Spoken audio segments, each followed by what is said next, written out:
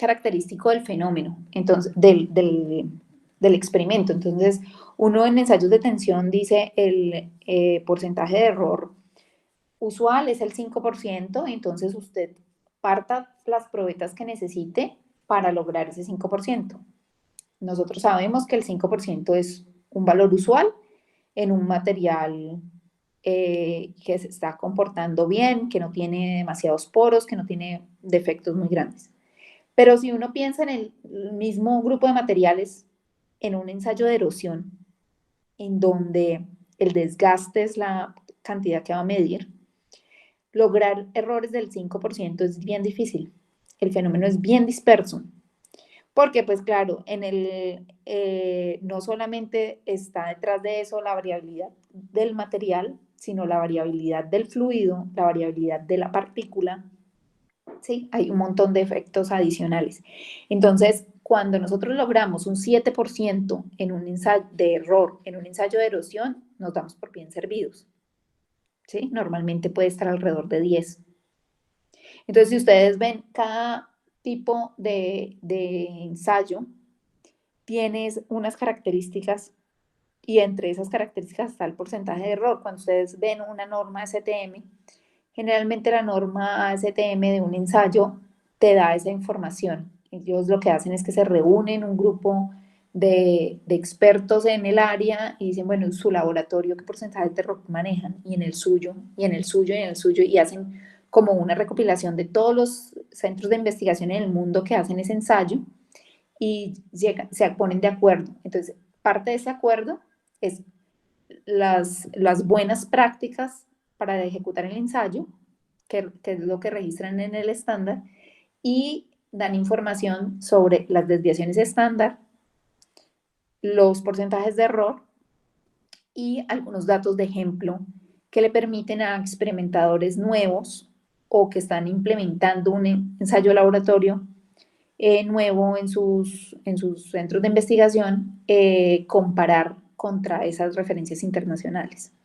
Entonces, va a depender de cada fenómeno, pero pues uno podría hablar del 5%, 10%, ¿sí? Por allí están los porcentajes de error de los típicos de los experimentos. Si no hay un estándar, una información muy útil es ir a los artículos de investigación en donde están haciendo ese experimento y ver qué desviación estándar están reportando. Comparándola con la media, uno se hace una idea del porcentaje de error. Pero va a depender pues, de cada fenómeno. Ok, profesora, gracias. Bueno, entonces, ¿qué vamos a hacer hoy? Vamos a ver si nos quedó consolidado el concepto que traté de pasarles la semana pasada. Lo que hicimos la semana pasada básicamente fue la tarea 3, la hicimos juntos, para verificar unas propiedades de la distribución chi y de la distribución F. Entonces vamos a arrancar por ahí. Perdón, profe, qué pena, profe. Pero podríamos tener como una retroalimentación de la tarea, porque digamos que si hay preguntas, pues se pregunta ahora Robert cosas, pero a veces como para sentarnos a rayar qué ajustamos o qué. No, yo les paso la retroalimentación, les debo también la de la tarea 1, ¿no? Yo les paso la retroalimentación a cada uno a través del campus de la tarea, ¿listo? Porque la idea es que sigamos avanzando con esos datos que ustedes obtuvieron para esta tarea, sigamos avanzando en el análisis. Entonces, yo entro, veo cada una de las tareas y les hago la retroalimentación. ¿Listo? Gracias. Bueno, sí, no, eso sí. No, mañana no. Es que estoy con cargo nuevo, voy a coordinar el posgrado de la escuela, los posgrados de la escuela ya son 4 posgrados y estoy entrando como coordinadora del posgrado, entonces estas semanas de empalme van a ser un poquito difíciles, pero lo sacamos adelante, no se preocupen. Ahí de alguna forma lo logramos. Déjenme, voy a compartir entonces aquí.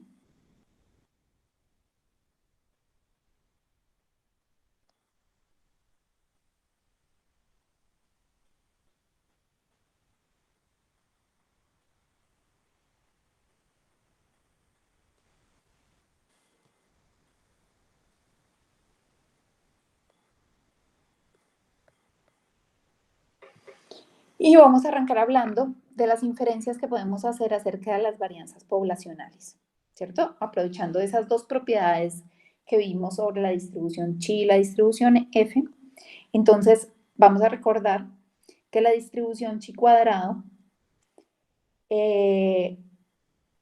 corresponde a la distribución que tiene las varianzas de las muestras normalizadas de esta forma. O sea, nosotros lo veíamos que los s al cuadrado multiplicados por los n-1 sobre sigma al cuadrado van a seguir una distribución chi al cuadrado con n-1 grados de libertad, ¿cierto? ¿Qué quiere decir eso? Las diferentes varianzas que podríamos obtener de diferentes experimentos van a seguir una distribución donde este será un factor de escala y multiplicando una distribución chi. ¿Qué nos va a permitir eso? Vimos entonces las características que tienen la distribución chi, que tienen media y desviación estándar predecibles, y vamos a utilizar esas propiedades en un primer ejemplo, ¿cierto? ¿Qué es lo que queremos en este caso? Queremos estimar la varianza poblacional de un proceso de llenado de botellas. ¿Qué pasa en este caso? Tenemos una embotelladora en la que la especificación dice que la botella debe tener 16 onzas. Y aunque nosotros ya verificamos que la media del volumen de llenado efectivamente son las 16 onzas, ahora nos estamos cuestionando la desviación estándar, ¿sí? Porque nosotros, si nos excedemos en producto, vamos a perder dinero. Si tenemos menos producto, la percepción del cliente es que se le está engañando en el producto que está comprando, ¿cierto? Entonces, aunque nosotros tengamos la media en el valor especificado, muchas veces nosotros nos interesamos por disminuir las desviaciones estándar, de tal forma que tengamos procesos más ajustados, ¿sí? Más dentro de especificación. Entonces, en una muestra de 20 envases, se encuentra que la varianza de esa muestra, que sería el S cuadrado, es de 0.0025, ¿sí? Ahora, nosotros vamos a saber que ese S cuadrado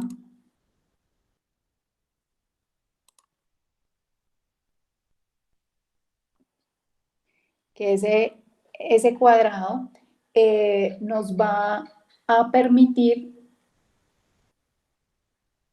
estimar con la distribución chi qué tan probable es que eso que nosotros observamos en 0.025 como la varianza de la muestra tome valores muy superiores o muy inferiores, ¿cierto? Porque nosotros realmente lo que quisiéramos es el sigma cuadrado, que es el de la población. A ese no tenemos acceso. Nosotros tenemos acceso a la muestra y de la muestra podemos obtener los S al cuadrado. Ahora, si nosotros nos preguntamos cuál es el sigma al cuadrado, pues entonces hacemos lo mismo que cuando lo hacíamos como en la media. Nosotros para la media de la población, nosotros estábamos interesados en la media de la población y realmente lo que estábamos observando era la media de la muestra. Por tanto, a partir de la media de la muestra, estimábamos la media de la población como con un intervalo de confianza, ¿cierto? El caso es parecido, pero ya no trabajando con la media, sino trabajando con la varianza a partir de la varianza de la muestra que estamos estimando. ¿Qué quiere decir eso? Si nosotros tenemos un chi cuadrado con 19 grados de libertad, y utilizo aquí el de 19 grados de libertad porque hicimos un experimento con 20 envases, ¿cierto? Estimamos la media, perdimos un grado de libertad en la estimación de la media y por tanto nos quedan 19 grados de libertad. Vamos a tener una distribución chi cuadrado que para 19 grados de libertad va a tener el 2.5% de los datos serán mayores a 32.85 y el 2.5% de los datos serán menores a 8.97. A esos valores les vamos a llamar entonces el chi cuadrado de 2% y el chi cuadrado del 97.5. ¿Qué quiere decir eso? Que a la derecha de este dato están el 100 menos 2.5%, por eso ponemos ahí el 97.5. ¿No? ¿Qué quiere decir eso? Bueno, ¿cómo lo calculamos nosotros con Excel? Lo podemos calcular como la distribución chi cuadrado CD, o sea, de mano derecha, de 32.85, que es el valor que estamos colocando aquí. Para 19 grados de libertad, esto nos va a dar 2.5%. Y el otro extremo, tendríamos la función distribución chi cuadrado. Ahí en ese caso estamos tomando la integral a la izquierda, o sea, la cola izquierda, de 8.907, que es el valor que tenemos aquí, con 19 grados de libertad, y valor verdadero para que nos dé el acumulado. ¿Cierto? Como para ir mirando ahí los comandos en Excel. ¿Qué quiere decir eso? Si aquí tenemos el 2.5% mano derecha y el 2.5 mano izquierda de este valor, quiere decir que aquí en esta parte central tenemos el 95% de los valores. ¿Cómo lo vamos a usar? Entonces, nosotros estamos diciendo que el chi cuadrado de 0.975, que era el valor a la izquierda, es menor o igual que el n-1 s al cuadrado sobre sigma al cuadrado. ¿Se acuerdan que esta cantidad es la que sigue la distribución chi? Bueno, entonces ese cuadrado es el valor que yo observé, sigma cuadrado es el valor que no conozco de mi población, pero que me interesa, y n-1 son los grados de libertad con los que estoy haciendo el análisis. Y esta cantidad será menor o igual que el chi cuadrado que le corresponde al 2%, ¿cierto? Esta cantidad en el 95% de los casos va a estar entre este valor y este valor. Entonces, yo puedo manipular aquí esto, decir que el chi cuadrado del 0.975 es menor o igual, aquí cogiendo solamente esta parte, y multiplicar aquí chi al cuadrado del 0.975, y esto será menor o igual que el n-1 del s cuadrado, lo que quiere decir que sigma al cuadrado, que es el que no conozco, tiene que ser menor o igual que n-1 del s al cuadrado sobre chi cuadrado de 0.975. ¿Sí? Si hacemos lo mismo con el otro lado, vamos a tener que n-1 s al cuadrado sobre el chi cuadrado del 0.025 será menor o igual que sigma al cuadrado. ¿Qué quiere decir eso? Que hay un rango entre estos dos valores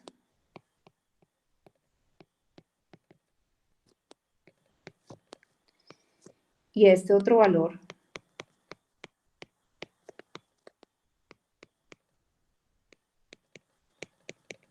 en el que está sigma al cuadrado. Por tanto, yo voy a poder estimar el valor de sigma o el intervalo en el cual está sigma. Ahora, si volvemos al problema del llenado de botellas, ¿cierto? Y decimos que de esos 20 experimentos, ese cuadrado nos había dado 0.0025, ¿cierto? Si nuestra muestra es de 20 datos, tenemos 19 grados de libertad, ¿sí? Nosotros vamos a tener entonces, aquí como habíamos visto en la gráfica anterior, el chi cuadrado del 0.975 es 8.9 y el del 2% es 32.52. Los podemos entonces usar aquí. Tendríamos entonces 19, que son los grados de libertad, la varianza que estimamos con la muestra y el chi cuadrado del 2.5% es 32.852 y vamos a encontrar en el otro lado lo mismo, 19.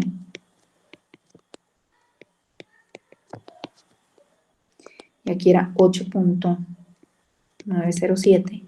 Esto nos va a dar un intervalo, o sea, que sigma al cuadrado va a estar entre 0.0014 y 0.053. ¿Sí? Si lo vemos en términos de la desviación estándar va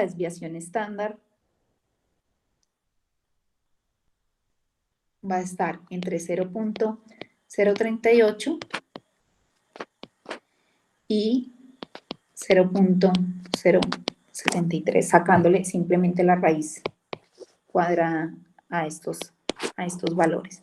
Entonces, miren que nosotros no tenemos acceso a este dato de la población, pero con la muestra que obtuvimos, tenemos un rango en el que tenemos el 95% de probabilidades de encontrar el valor de la varianza de la población. ¿Sí?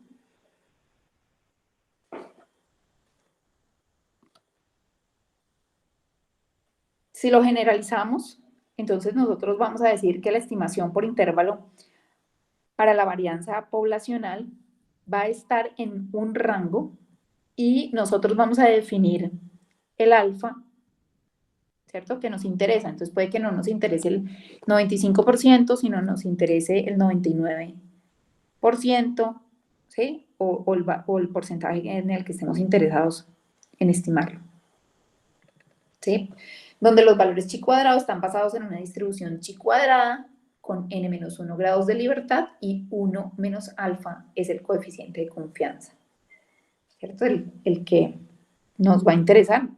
Nosotros entonces teníamos el 95% de confianza en el ejemplo, por eso colocábamos el 1 menos alfa, sería 5, y por eso utilizábamos aquí el 2.5 y aquí el 97.5, ¿cierto?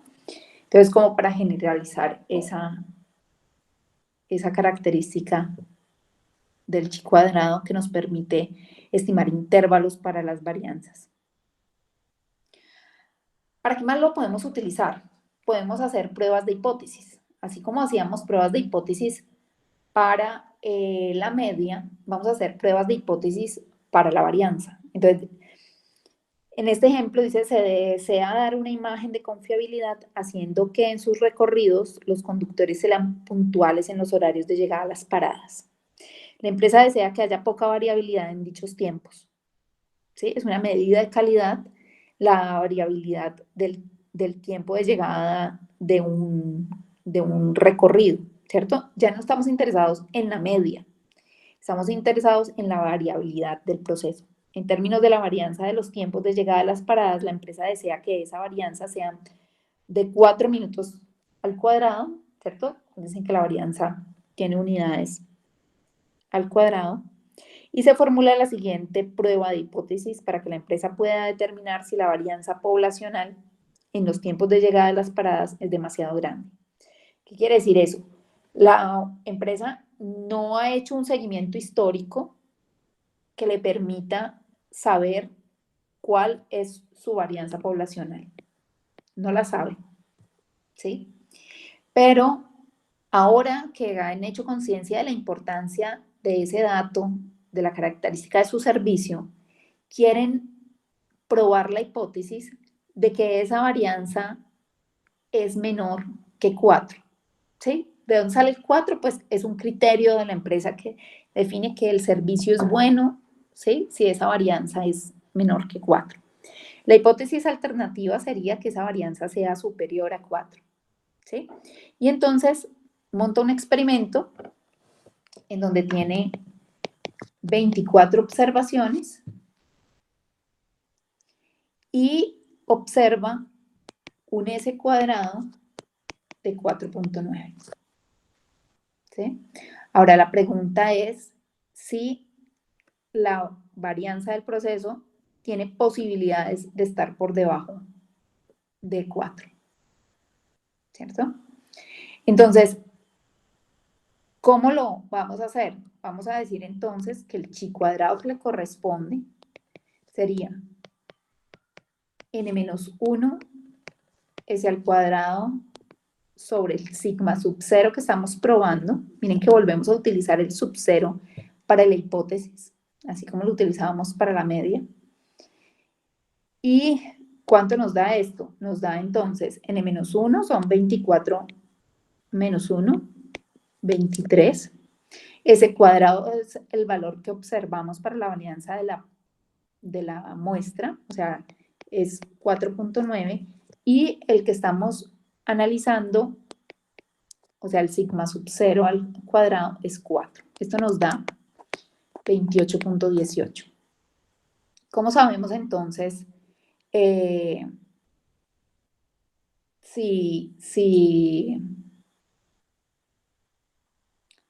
si es o no lo suficientemente alto ese porcentaje para descartar la hipótesis nula? Vamos entonces a la distribución chi y vamos a calcular el porcentaje que estaría a la derecha de 28.18.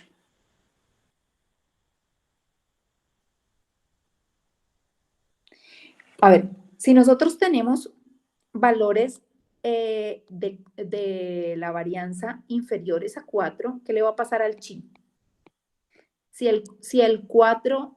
la varianza real no es 4, sino que es un valor más bajo, ¿qué va a pasar con el valor global? Va a subir, ¿cierto? Muchachos, ¿ustedes siguen ahí? Sí, señora. Sí, ay, no me asusten, Claro. que no lo estoy viendo.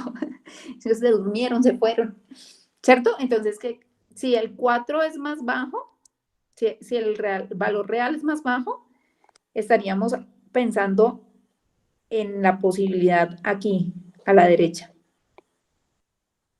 ¿cierto? Si nosotros tenemos un porcentaje alto a la derecha de este 28.18, ¿qué significaría? Que estaríamos más a la izquierda, ¿no? De ese 28-18. O sea, si nosotros tenemos aquí al lado derecho un porcentaje menor al 5%, ¿qué quiere decir en términos de nuestra hipótesis nula? Que se tomaría, ¿no? Cerca, sí. No, volvámoslo a analizar. Miren, la hipótesis es que el sigma es menor que el 4, ¿cierto? Sí. Si es menor que 4, o sea, si es un valor menor que 4 aquí, un valor más bajo aquí en el denominador, hace que el global crezca, ¿cierto? Sí. Entonces, si nosotros tenemos una gran cantidad de datos por encima de ese valor, ¿sí? Tendremos una posibilidad alta de que el sigma cuadrado sea menor que el 4. Utilicen ahí en el Excel esta función distribución chi cuadrada de mano derecha para 28.18, que es el valor que nos dio, con 18, ay, ¿por qué le puse aquí? Ah, no, sí, 28.18 con 23 grados de libertad. ¿Cuánto les da ese porcentaje?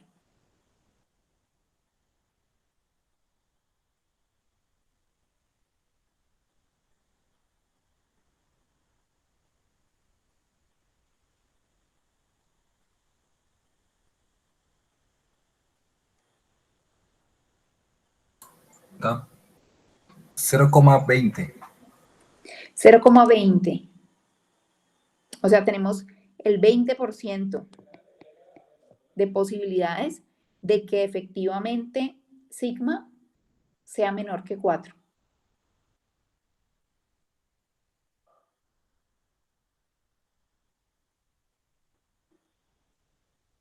¿Sí? O sea, se rechazaría la hipótesis nula.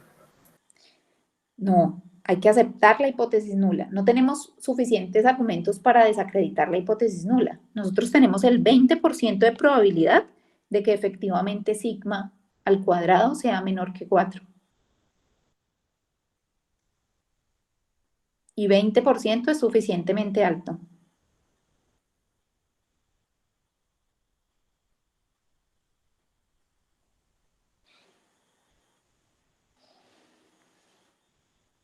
Ok, profesor. Traten porque es que no, lo que quiero es forzar el ejemplo para que no se acostumbren a, si eso me da mayor que 5, entonces acepto o rechazo, ¿sí?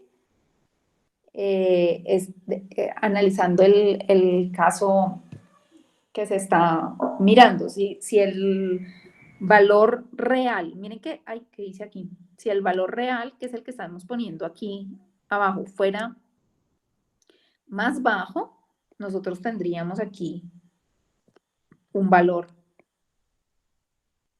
más alto. Entonces, lo que podemos hacer es estimar el rango o el valor que nos haría desacreditar o rechazar la hipótesis nula, ¿cierto? Entonces, si nosotros decimos que vamos a aceptar rechazar la hipótesis con el 5%, entonces tendríamos un alfa de 0.05, tendríamos entonces un chi cuadrado de 0.05 para 23 grados de libertad, ¿sí? Tendríamos que chi cuadrado le corresponde.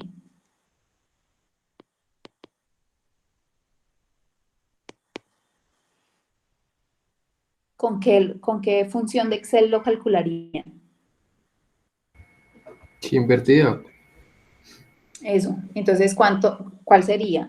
Sería invertido del chi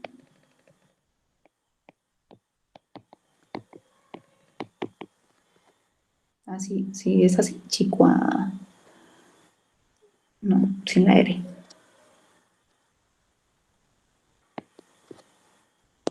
¿Sí lo encontraron?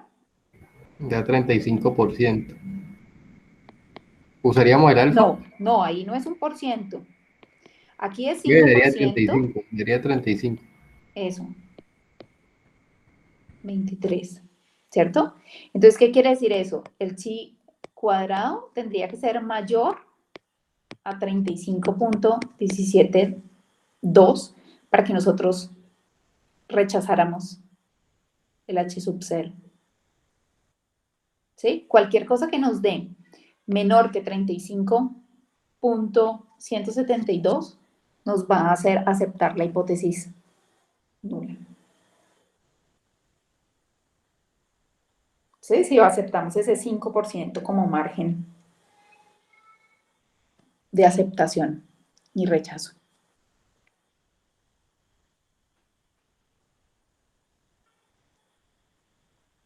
Sí, no, más o menos quedaron allí como dudando. Miremos. ¿Puede repetir, profe, por favor? ¿Puede repetir, por favor, el análisis? A ver, miremoslo entonces otra vez acá. Nosotros estamos cuestionándonos la posibilidad de que el sigma cuadrado sea menor que 4. ¿Sí? Entonces, nosotros estamos calculando aquí el 28.18 con una observación, o sea, nosotros observamos 4.9. Ese es el valor que nosotros observamos. Y vamos a rechazar la hipótesis, ¿sí? Si esto es improbable. Si es improbable, es porque el porcentaje es menor que el 5%. ¿Sí? Vamos a aceptar la hipótesis si esto es un evento probable. Y nosotros encontramos una probabilidad, o sea, aquí la probabilidad de tener un sigma cuadrado menor o igual que 4 es igual a la probabilidad de tener un chi cuadrado mayor o igual que 28.18, ¿cierto? Y esa probabilidad nos dio del 20%.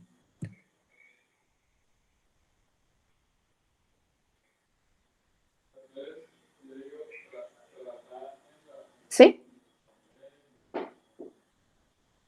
Sí, Bueno, entonces ahora vamos a utilizar ese concepto para otra cosa. Resulta que hay un término que se llama la homocedasticidad. ¿Y qué es eso de la homocedasticidad? ¿Se acuerdan que cuando nosotros hacíamos la prueba T, en el Excel nos preguntaba si hacía la prueba homocedástica o heterocedástica? Y nosotros le dijimos que homocedástica, ¿cierto? ¿A qué nos referíamos con ese homocedástica?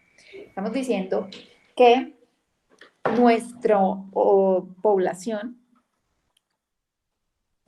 perdón un momento muchachos, aquí hago un break, espérate, cuéntame.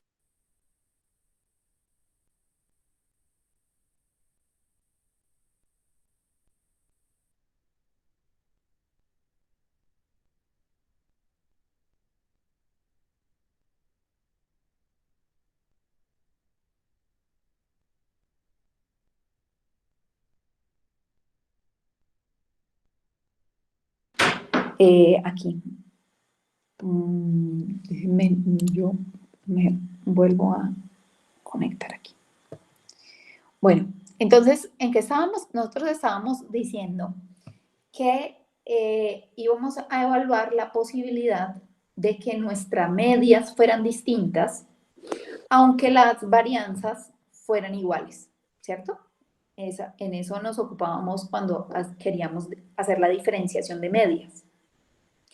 Resulta que nosotros podríamos tener casos en los que las poblaciones o las muestras que queremos analizar si son distintas, no solamente sean distintas en media, sino que también tengan una varianza distinta, ¿cierto? Entonces nosotros tendríamos esta posibilidad. Nosotros teníamos entonces una población que tenga una varianza mayor o una varianza menor o una varianza muchísimo menor, ¿sí? Cuando se implementa un programa de Six Sigma en una empresa, ¿cuál es el objetivo? El Six Sigma hace referencia a eso. Nosotros estamos trabajando con poblaciones con distribución normal, donde los datos más alejados están alejados 3 veces sigma, ¿sí? Y los más alejados de este lado están 3 veces sigma, ¿sí? Si nosotros quisiéramos ajustar el proceso de tal forma que la variabilidad se reduzca muchísimo, entonces nosotros podríamos tener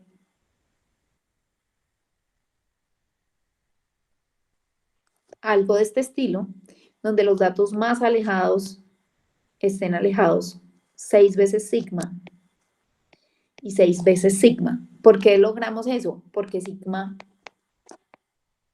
ha bajado mucho, ¿sí? De ahí viene el término Six Sigma en los programas de calidad que se implementan y básicamente los programas de Six Sigma son esto que nosotros estamos viendo aplicado ¿sí?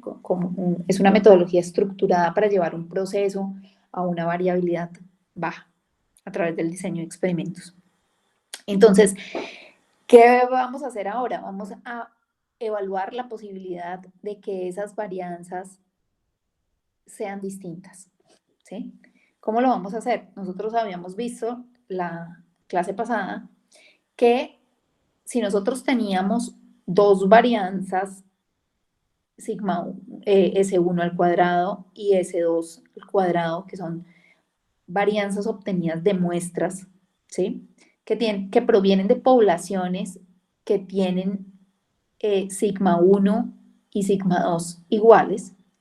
Cuando nosotros hacíamos la división de S1 al cuadrado sobre S2, todos los posibles, veíamos que eso seguía una distribución F, con N1 menos 1 grados de libertad en el numerador y N2 menos 1 grados de libertad en el denominador, ¿cierto? ¿Quiénes son S1 y S2? Pues S1 y S2 son simplemente varianzas obtenidas de muestras, ¿sí? Y si realmente son muestras representativas de poblaciones en donde se comparte el valor de varianza o las varianzas de las dos poblaciones son iguales, entonces eso va a seguir una distribución F, ¿cierto? Si es un valor S1 demasiado alto, entonces estará por fuera de la distribución F. Miremoslo con un ejemplo a ver si nos queda claro. Y veíamos que entonces la distribución F cambiaba de forma dependiendo de los grados de libertad en el numerador y en el denominador, ¿cierto? Ese fue un poco el ejercicio que hicimos. Entonces miremos otro ejemplo. Hay una empresa que quiere renovar su contrato de servicios de autobuses para el siguiente año y en este caso quiere decidirse por el mejor servicio, ¿sí? Quiere en el contrato priorizar la calidad del servicio y tiene dos ofertas, ¿sí? Una de las empresas es Milbach y otra que es Gulf Park, ¿cierto? Y como una medida de la calidad del servicio, va a emplear la varianza en los tiempos de llegada para recoger a las personas. ¿Qué quiere decir eso? Que poca variación indica un mejor servicio, o sea, un servicio de mayor calidad, y si las dos varianzas son iguales, entonces ellos se van a decidir por un criterio económico. La oferta de menor costo va a ser la que escojan, pero si realmente hay una diferencia significativa en las varianzas, van a escoger el que tenga un mejor servicio. ¿Cuál sería entonces la hipótesis en este caso? La hipótesis nula es que las dos varianzas son iguales, que realmente no existe una diferencia en las varianzas. La hipótesis alternativa es que las varianzas son distintas, ¿cierto? Entonces, ¿qué hace? Monta un experimento y la empresa Milbank, con 26 viajes, reporta una varianza de 48. Ese es el dato que le corresponde a esta compañía. Y la otra empresa, con 16 viajes, ¿sí?, reporta una varianza de esa muestra de 20. O sea, este dato le corresponde a esta compañía. Vamos a siempre elegir S1 cuadrado mayor que S2 cuadrado. Miren que allí S1 es mayor que S2, ¿sí? Para que F nos dé un valor mayor que 1. ¿Y cómo vamos entonces a rechazar o aceptar la hipótesis nula? Pues vamos a utilizar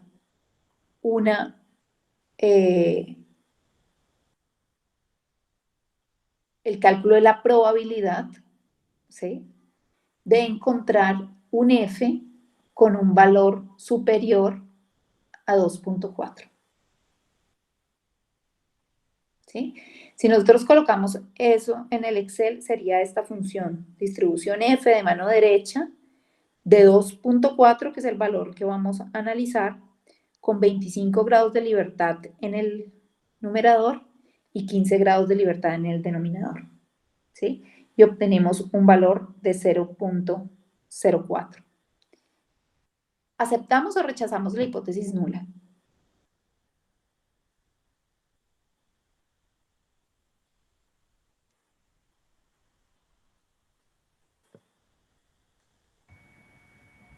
La rechazamos.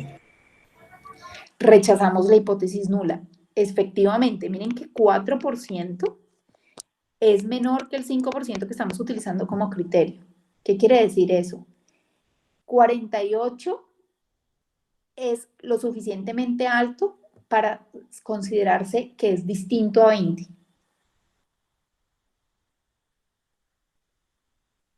Ese 4% quiere decir que es poco probable que, habiendo observado en una muestra un valor de 48, realmente sea de 20.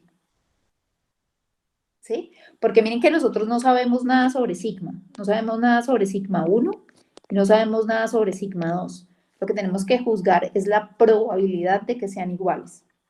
Y la probabilidad de que sean iguales es menor que el 5%. Por tanto, ¿cuál de las dos empresas se gana el contrato?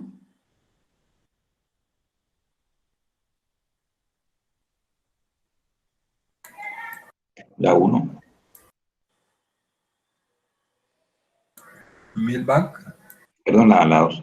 La 2, ¿cierto? Poca varianza indica un mejor servicio. 20 tiene pocas probabilidades de ser igual a 48. ¿Sí? Efectivamente es menor. ¿Sí?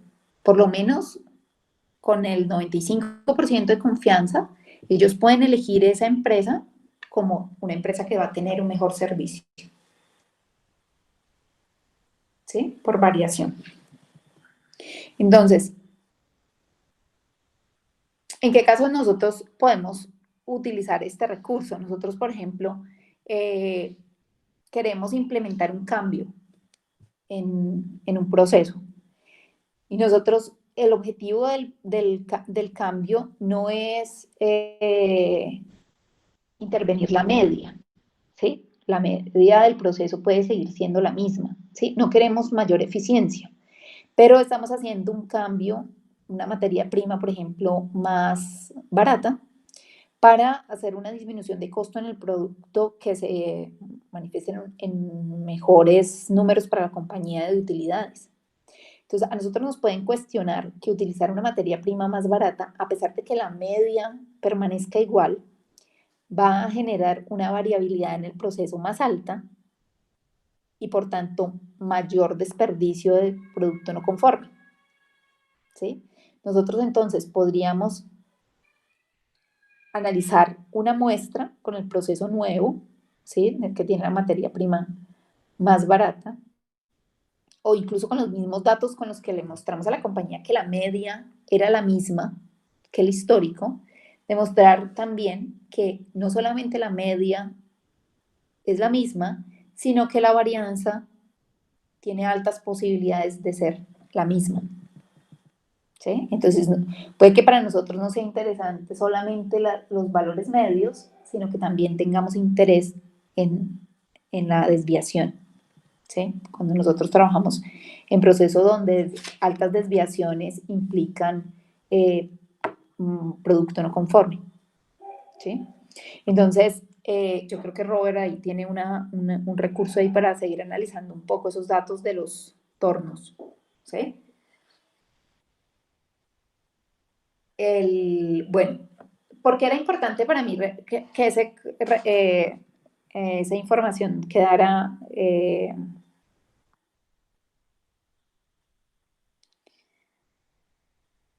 claro?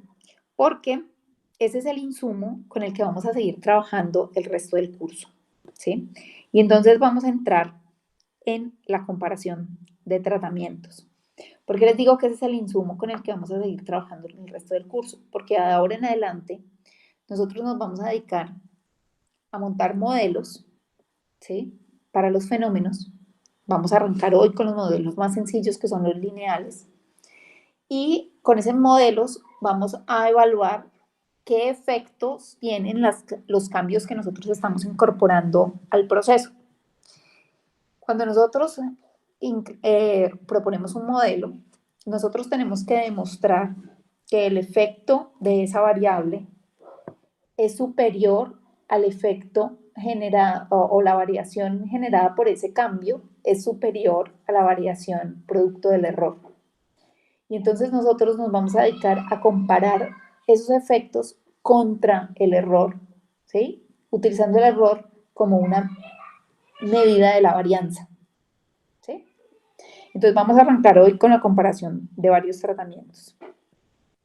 Tenemos entonces un ejemplo. Vamos a hacer un análisis para determinar si el tipo de dieta de un individuo puede afectar el tiempo de coagulación de la sangre.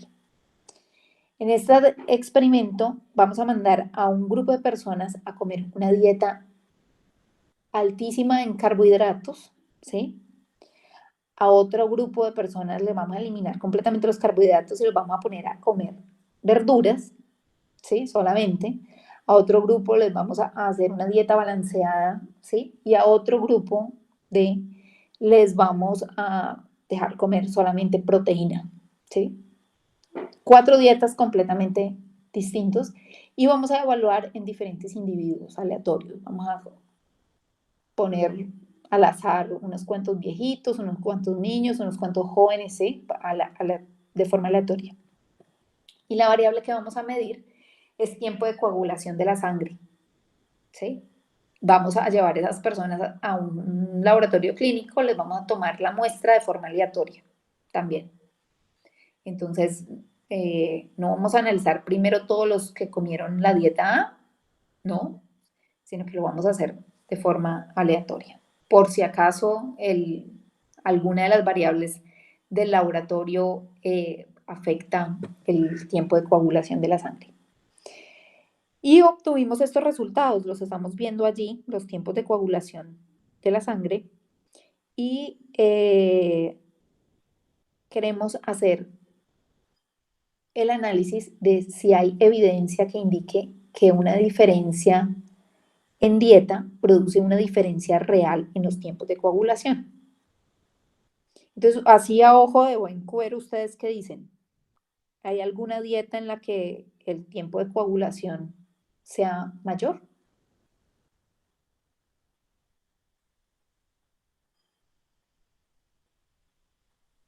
Pareciera la C. Pareciera la C. ¿Cierto? Pero entonces miren que todos aunque uno ahí analizando los puntos podría decir que la C, la dispersión en los datos es alta. Vamos a entonces a analizar los valores de media, ¿sí? De cada una de esas dietas, a pesar de las variaciones que tienen esos datos, si podríamos estimar o no que son distintas, ¿sí? Entonces, ¿qué vamos a hacer? Las discrepancias entre las medias de los tratamientos realmente son mayores que las variaciones que ocurren al interior de cada tratamiento. Cuando nosotros estamos hablando de las variaciones que ocurren al interior de cada tratamiento, estamos hablando de desviaciones estándar, desviaciones productos del error, ¿sí? Del azar. Entonces, esa es nuestra hipótesis. Entonces, tenemos los datos del experimento y allí estamos incluyendo en el paréntesis el orden en el que se muestró. Entonces, mire que se hizo la medición del experimento 1, ¿sí? Fue una persona del tratamiento C. El 2 fue aquí de la dieta A y así fue un sorteo y estos fueron los datos que obtuvimos del ensayo. A cada una de esas dietas le vamos a sacar la media, ¿cierto? Y entonces tenemos que la media del tiempo de coagulación de las personas que tenían la dieta A es 61, la media de B es 66, la media de C es 68 y la media de D es 61. Vamos a calcular la media global. O sea, cuando decimos la media global, estamos cogiendo todos los datos, todos los datos, y estamos promediando para obtener el valor 64. Y vamos a encontrar la diferencia entre la media del tratamiento y la media global. Entonces, miren que la media del tratamiento, a lo que me refiero con tratamiento, son tratamientos distintos A, B, C y D. ¿Sí? Por eso les llamamos tratamiento.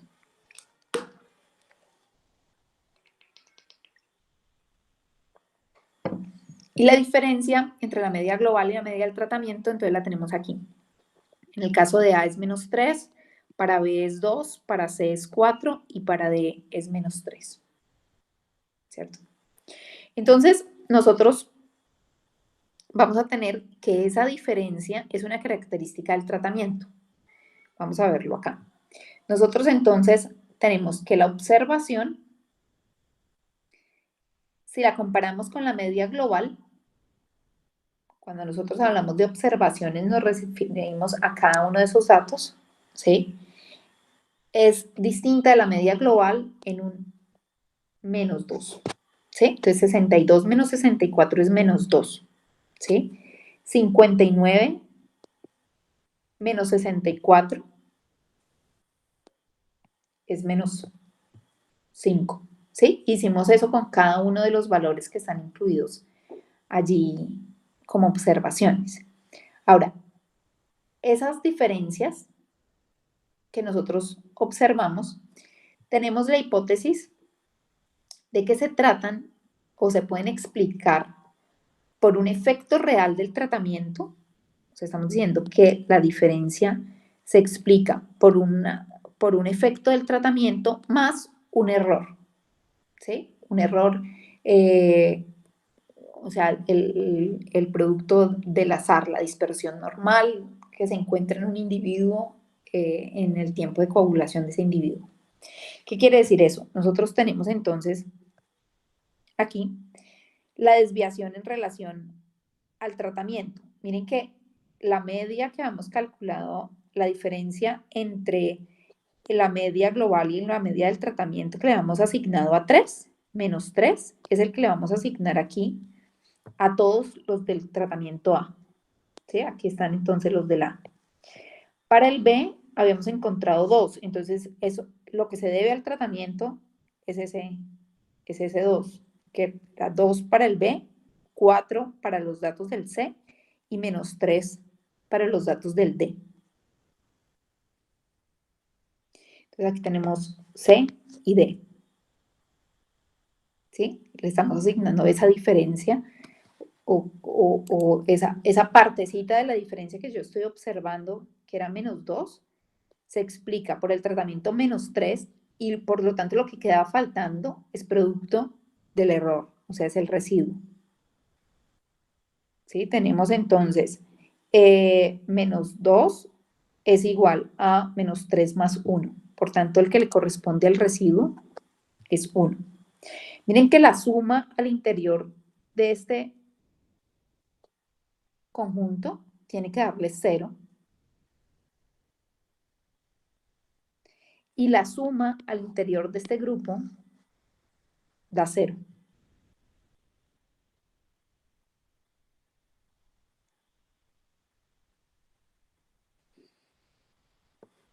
Teníamos 64 datos. Quiere decir que teníamos 64, es que 64 es la media, tenemos 24 datos, ¿sí? Quiere decir que tenemos un grado de libertad en el cálculo de la media y nos quedan 23 grados de libertad. De esos 23 grados de libertad, tenemos 3 grados de libertad perdidos en el cálculo de las medias de los tratamientos. ¿Por qué tenemos solamente 3 grados de libertad y no 4 a pesar de que tenemos 4 tratamientos? Porque nosotros sabemos que esta suma tiene que dar 0. Entonces nosotros solamente necesitamos 3 datos y con esos 3 datos más saber que la suma tiene que dar 0 podríamos encontrar el cuarto. Entonces aquí solamente perdemos 3 grados de libertad. ¿Sí? En general vamos a tener entonces K tratamientos, grados de libertad tendríamos K-1 asignados a los tratamientos. Y los grados de libertad que nos quedan son los grados de libertad del cálculo del error. Entonces, ese error lo estamos calculando con 20 grados de libertad. Si hacemos la suma de cuadrados, ¿qué quiere decir eso? Si yo cojo todos los datos que tengo aquí y lo elevo al cuadrado, entonces tendría menos 2 al cuadrado más menos 1 al cuadrado y lo sumo, todos los valores que tengo aquí, tendría 340. ¿Sí? Si cojo todos los datos que tengo aquí, ay, caramba, si cojo todos los datos que tengo aquí y los elevo al cuadrado y los sumo, me va a dar 228. Y si cojo todos los datos que tengo aquí, los elevo al cuadrado y los sumo, me va a dar 112. Pero miren qué es lo que nosotros estamos haciendo. Estamos diciendo que la diferencia la vamos a elevar al cuadrado y la vamos a sumar. ¿Se acuerdan que cuando nosotros calculábamos la varianza, decíamos que la varianza era la suma de las diferencias al cuadrado sobre los grados de libertad?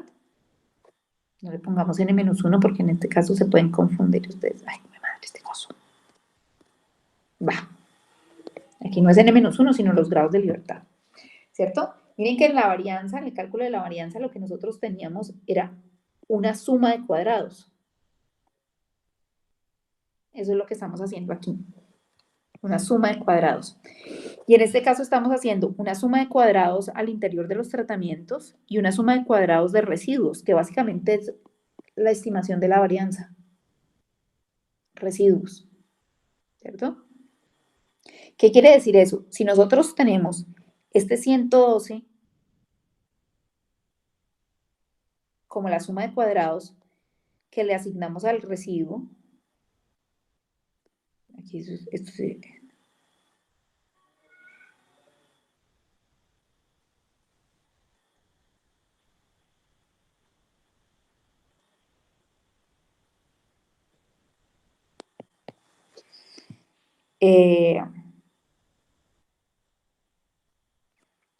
espérense que aquí se me perdió una ecuación. Estos son grados de libertad, sí, tienen que ser grados de libertad. Sí, entonces, si nosotros decimos que esa suma de cuadrados dividido los grados de libertad es un MT, en el caso del residuo, ese MT es una medida de la varianza. ¿Sí? Entonces nosotros decimos, entre tratamientos tenemos una suma de cuadrados de 228 con 3 grados de libertad. Eso nos da un MT de 76. Al interior de los tratamientos, las diferencias que tenemos al interior de los tratamientos se deben al error, ¿sí? A la desviación normal del proceso, ¿sí? Porque todos comían lo mismo.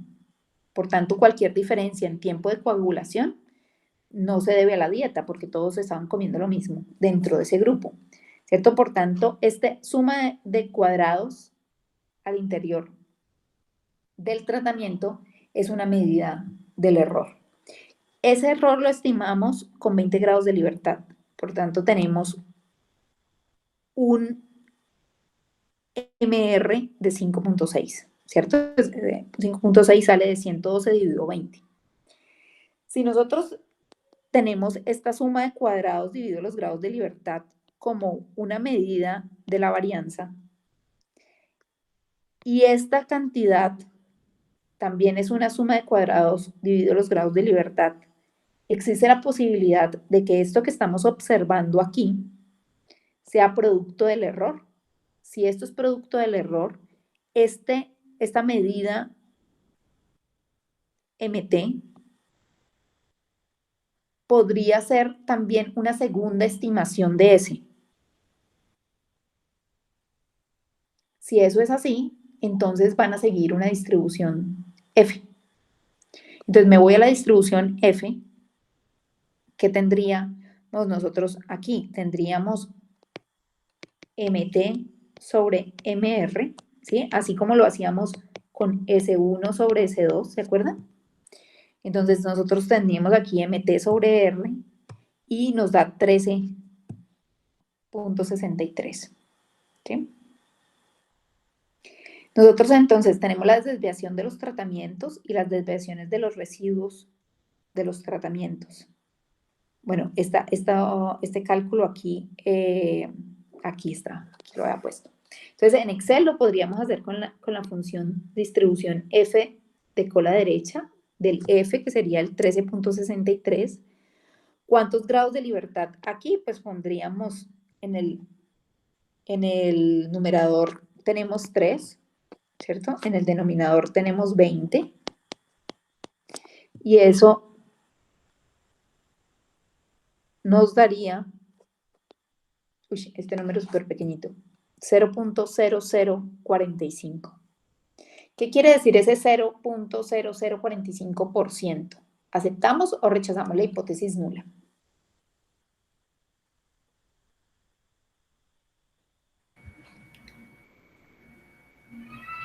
Rechazo. La rechazamos. Rechazamos la hipótesis nula, ¿cierto? Porque nuestra hipótesis nula era que el tiempo de coagulación de A era igual al tiempo de coagulación de B, que era igual al de C y que era igual al de D. Pero eso es muy poco probable. ¿Sí? ¿Qué es lo que estamos viendo aquí cuando calculamos este porcentaje? Que eso es, la probabilidad de que realmente eso sea igual es muy, muy, muy baja. Tenemos que rechazar la hipótesis nula. Si nosotros quisiéramos hacer un análisis gráfico de eso, podríamos hacerlo así. Nosotros tenemos las desviaciones entre los tratamientos y tenemos las desviaciones de los residuales, pero estas desviaciones entre los tratamientos los estamos estimando solamente con 3 grados de libertad, mientras estas desviaciones al interior de los tratamientos las estamos estimando con 20 grados de libertad. Esa diferencia en los grados de libertad hace que no podamos hacer una comparación directa. Lo tenemos que escalar. ¿Y qué escala ha demostrado ser una buena escala? Esta, raíz del número de grados de libertad, ¿sí? Ay, esto se me cerró. ¿Qué le pasó? 20, que serían los grados de libertad con los que calculamos el residuo, dividido 3, que son los grados de libertad entre tratamientos, y eso nos da 2.6. Si utilizamos ese 2.6 para escalar estas observaciones, ¿qué quiere decir eso? Nosotros no vamos a comparar este menos 3 que nos está dando aquí directamente con el menos 3 que estamos obteniendo en el residuo. Vamos a multiplicar esta observación de menos 3 por 2.6 y ese valor es el que realmente podemos comparar con el residuo. Entonces miren que aquí tenemos menos 3 por 2.6, 2, que sería el del tratamiento B, por 2.6 y 4 por 2.6. Y ese dato escalado contra el residuo, en el residuo no escalamos nada, sino que graficamos todos los residuos. Miren que aquí tenemos menos 5 y 5, por aquí deben estar menos 5 y 5, son esos dos datos, y el resto de los residuos están distribuidos de forma normal alrededor de una media cero, ¿sí? Cuando nosotros hacemos esa escala, nos damos cuenta que efectivamente C tiene un tiempo de coagulación mayor, ¿sí? Ese tiempo de coagulación que estamos observando para C no se explica por el error, ¿sí? Es una forma de verlo gráficamente. ¿Qué es lo que nosotros estamos haciendo aquí? Ve, yo no me he dado cuenta que eso me borraban todas las ecuaciones aquí. Lo que nosotros estamos haciendo es proponer un modelo, ¿sí? ¿Qué quiere decir que vamos a proponer un modelo? Nosotros estamos diciendo que la observación que hicimos, o sea, lo que medimos, ay caramba, se me va a caer, espérenme un momentico, le pongo a carga este.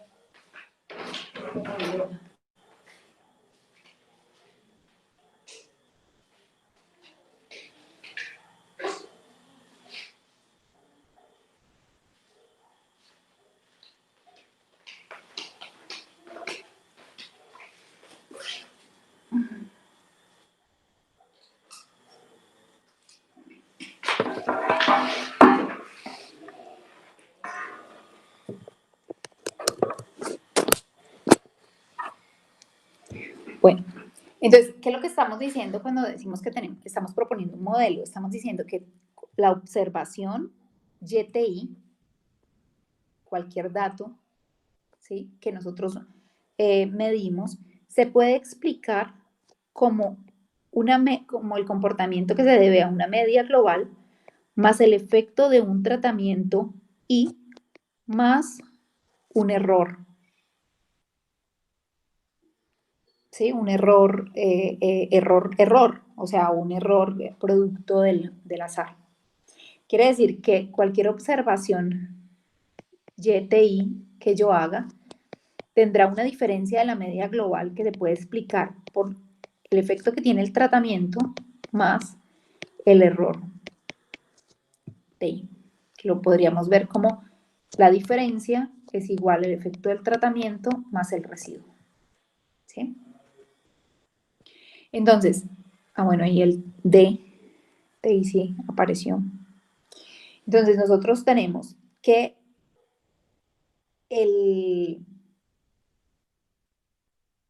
la suma de cuadrados de los residuos dividido los grados de libertad del residuo es MR, y tenemos que la esperanza de MR es sigma al cuadrado. O sea, al interior del tratamiento, las diferencias que yo estoy observando no se deben a otra cosa que a la desviación del proceso. ¿Sí? Por eso, entonces decimos que eso va a tender a el valor de sigma al cuadrado.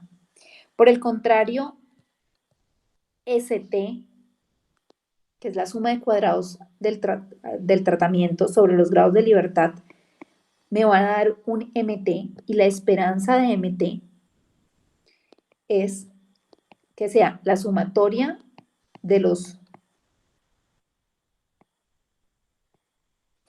efecto de los tratamientos más sigma al cuadrado.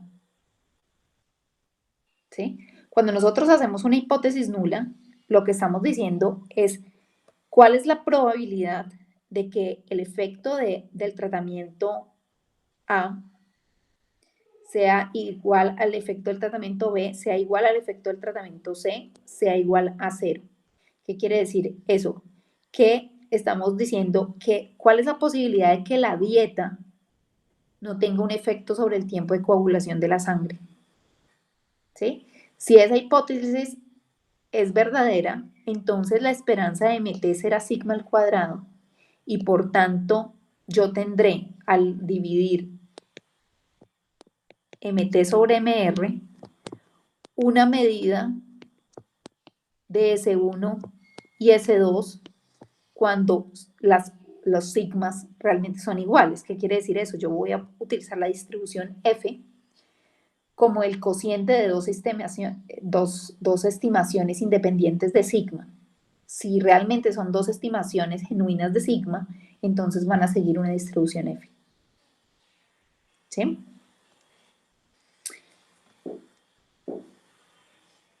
Entonces, ¿qué tendríamos que hacer nosotros para un análisis de este tipo? Lo primero es la verificación de la homogeneidad de la varianza, verificar si alguno de los tratamientos está asociado con una mayor variabilidad y, por tanto, identificar datos anómalos.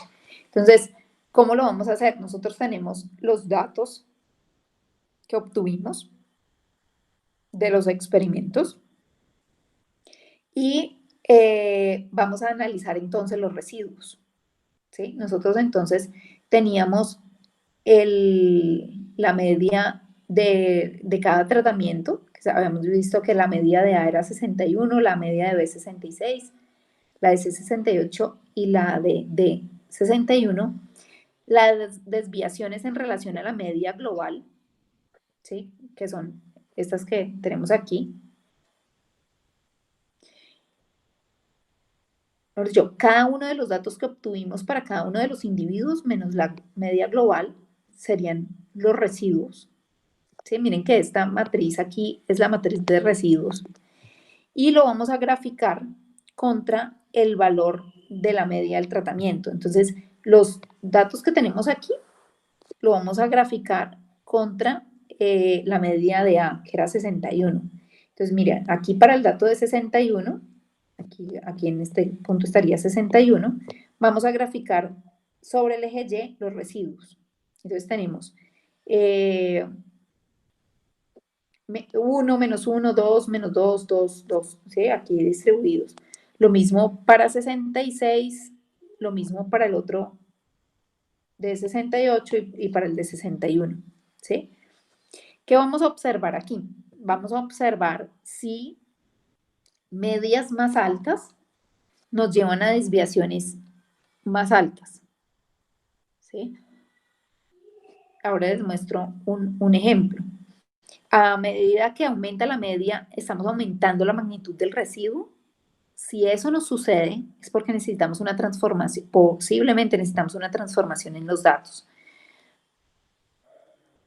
Otra cosa que necesitamos mirar es si esos residuos están asociados al orden temporal. ¿Se acuerdan que nosotros habíamos colocado en paréntesis la secuencia en la que habíamos hecho los experimentos? Entonces, ese es el orden temporal. El dato 1 en la posición 1, a ese residuo 1, ¿sí? Lo graficamos en orden temporal y observamos si el tiempo o el momento temporal en el que se hizo el experimento tiene un efecto sobre el residuo. Lo ideal es que nosotros observemos nubes en donde no se ve ninguna tendencia.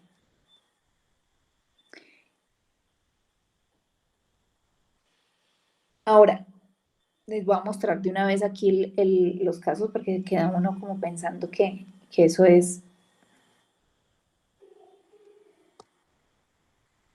Wow, ¿por qué no me deja salirme de aquí? Eso.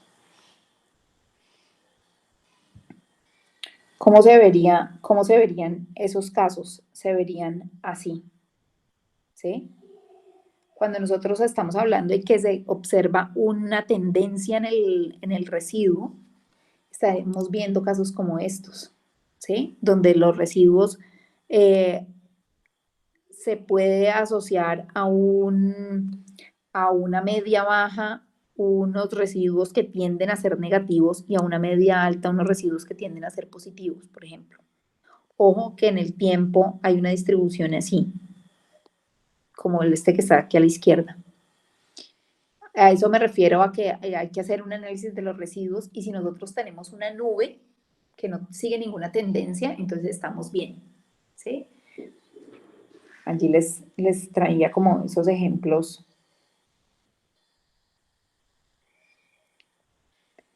¿Dónde estábamos aquí? Ahora, no sé si ustedes recuerdan el caso de los zapatos de los niños. Cuando nosotros veíamos el ejemplo del zapato de los niños, vimos que puede ser interesante conformar bloques de tal forma que el efecto del bloque no nos nuble las conclusiones en el análisis. Entonces, allí, cuando nosotros vamos a formar bloques, entra el término two-way, ¿sí? Y eso se llama el diseño de bloques aleatorizados, ¿sí? El análisis de varianza. El nombre general es el ANOVA, ¿sí? El recurso que estamos utilizando grandes en la ANOVA. Si incluimos solamente los tratamientos es one way, si utilizamos bloques son two way, y vamos a ver la próxima clase que tenemos otros diseños que podemos utilizar cuando se nos empiezan a incrementar el número de variables. El hecho de que se pueda forzar a que los sesgos debidos a factores actúen al azar no quiere decir que se puedan ignorar dichos factores. ¿Qué quiere decir eso? Nosotros cuando no tenemos posibilidad, sorteamos, pero si nosotros tenemos la posibilidad de bloquear, bloqueamos. Aumentará innecesariamente la variabilidad y será más difícil encontrar diferencias reales debidas a los tratamientos, ¿cierto? Las diferencias entre los niños eran tan grandes, las diferencias en el comportamiento de los niños era tan grande que hacía que las diferencias entre los materiales quedara completamente escondida. Cuando nosotros bloqueamos con el niño, con el efecto del niño, Entonces pudimos ver realmente las diferencias entre los materiales, aunque perdimos grados de libertad, ganamos muchísima resolución en el análisis. Este es el mismo concepto aplicado ya no a 2 tratamientos en comparación, sino a varios tratamientos. Entonces, vamos a tener 2 tipos de efectos contemplados, el de los tratamientos, que va a ser el de mayor interés, y el de los bloques, que realmente se quiere eliminar. Esto es arbitrario porque, pues, aquí llamamos tratamiento y aquí llamamos bloque, pues, realmente no importa porque el análisis es el mismo, pero generalmente uno va a asociar los tratamientos a lo que realmente le interesa saber y al bloque a lo que, aunque no es interesante para uno saber qué efecto tiene, uno sabe que puede tener un efecto lo suficientemente grande como para que haga crecer la varianza, entonces lo incluye como un bloque, ¿sí? Yo voy a bloquear el efecto de la fuente de la materia prima, por ejemplo. Voy a bloquear el efecto del operario, ¿sí? Voy a bloquear el efecto de la temperatura o de si llueve o no llueve, ¿sí?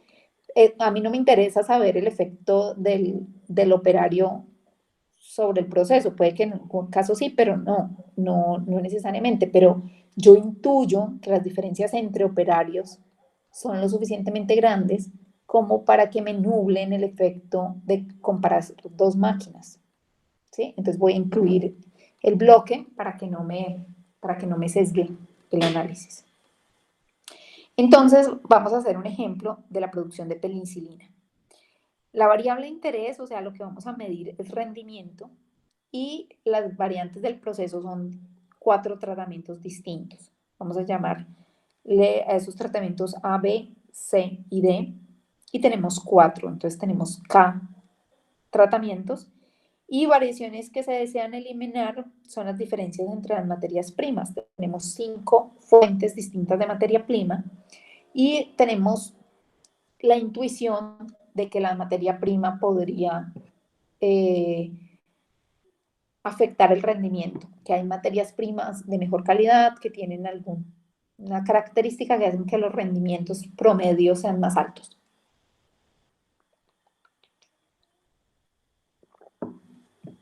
Bueno, ¿cuál es el modelo estructural que vamos a probar aquí? El modelo que vamos a probar, entonces, incorpora el bloque, y tenemos entonces que cualquier cantidad que observemos, o sea, cualquier YTI, se puede explicar por el efecto de la media global más el efecto del bloque, ¿sí? Que serían materias primas, más el efecto del tratamiento y un error que es producto del azar, ¿sí? Con los datos de nuestra muestra, entonces tenemos que construir las diferencias, ¿sí? Entonces nosotros decimos que cualquiera de los datos que observamos, YTI, se pueden explicar como la media global, ¿cierto? El efecto del bloque, que va a ser entonces la media del bloque menos la media global, entonces será el efecto del bloque. El efecto del tratamiento, entonces tenemos la media del tratamiento menos la media global, esa es la diferencia que le corresponde al tratamiento, y el resto es el error. Y miren que nosotros aquí partimos de YTI, entonces incluimos aquí YTI, y le vamos a quitar lo que incluimos aquí. Teníamos más la media al interior del bloque, entonces la restamos. Teníamos más la media del tratamiento, entonces se lo restamos. Y tenemos aquí menos una vez la media global, menos 2 veces la media global, más 1, entonces necesitamos 1 más para compensar. Y este señor de aquí, entonces, es el residuo. Entonces, mire, esta es la observación, cada uno de los datos que obtuvimos. Esta es la media global, este es el efecto del bloque, el efecto del tratamiento, y lo que no se puede explicar ni por ser efecto del bloque ni por ser efecto del tratamiento, se debe al error. ¿Sí? Vamos a hacer el mismo ejercicio. Entonces, tenemos los 4 tratamientos y hacemos los bloques para las materias primas. Entonces, de nuevo, tenemos la secuencia temporal en paréntesis para hacer énfasis en que nosotros sorteamos el orden en el que hacemos los experimentos. Y vamos aquí a calcular, entonces, es aleatorio al interior del bloque. ¿Sí? Miren que aquí tenemos este dato, fue el primero que se obtuvo, este fue el segundo que se obtuvo, así es aleatorio al interior del bloque, y podemos obtener una media global, o sea, la media de todos los datos me da 86, una media de tratamiento, o sea, el promedio de los datos del tratamiento A, la media de los datos del tratamiento B, que es 85, lo mismo para C, lo mismo para D, y la media al interior de los bloques. ¿Sí? Nosotros tenemos igual para la media de los bloques y las diferencias entre la media global y la media del tratamiento. Entonces, la desviación debida al tratamiento, en este caso para A, sería 84 menos 86, que es menos 2, 85 menos 86, que es menos 1, 89 menos 86, que es más 3, 86 menos 86, que es 0. Y lo mismo para los bloques. Entonces, la diferencia entre la media del bloque y la media global sería 92 menos 86, que es 6, 83 menos 86, que es menos 3, y así para todos los datos de los bloques. Y vamos a organizar nuestras matrices así. La diferencia, que es el valor que observamos, o sea, el 89 menos la media global, que es 86, 89 menos 86, es el primer dato, 89 menos 86 es 3, y ese 3 yo lo voy a explicar así. El efecto del bloque, como él pertenece a la mezcla 1, por tanto le asigno el valor del bloque, 6. Como él pertenece al tratamiento A y la desviación respecto al tratamiento A es menos 2, entonces le asigno menos 2 y lo demás es residuo. Entonces, 3 es igual a 6 menos 2 menos 1, ¿cierto? Entonces el residuo es menos 1.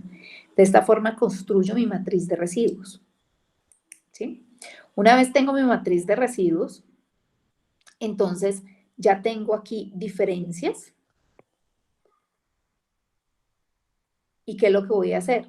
Voy a calcular con esas diferencias la sumatoria de las diferencias al cuadrado y analizar los grados de libertad.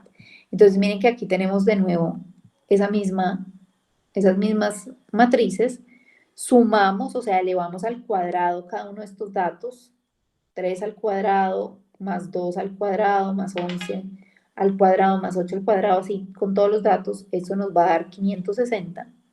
Y hacemos lo mismo para cada una de las matrices, ¿sí? Entonces sabemos que la suma de cuadrados que le corresponde al bloque es 264, lo que le corresponde al tratamiento es 70, lo que le corresponde al residuo es 226.